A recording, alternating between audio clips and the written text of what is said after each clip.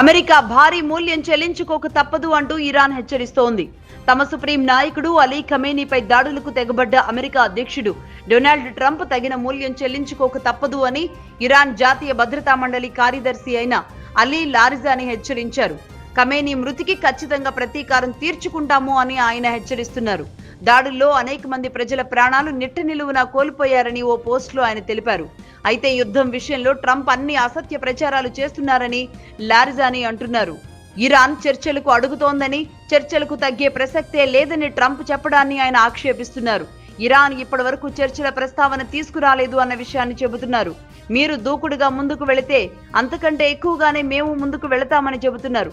ఇప్పటికే ఇరాన్ సైన్యం 6 నెలలైనా సరే యుద్ధం చేయడానికి మేము సిద్ధమే అని ఇప్పటికే ప్రకటించిన నేపథ్యంలో లారిజాని వ్యాఖ్యలు కూడా ఇరాన్ నుంచి గట్టి ప్రతిఘటనను ఎదుర్కొనడానికి సిద్ధంగానే ఉన్నట్టుగా తెలియజేస్తున్నాయి.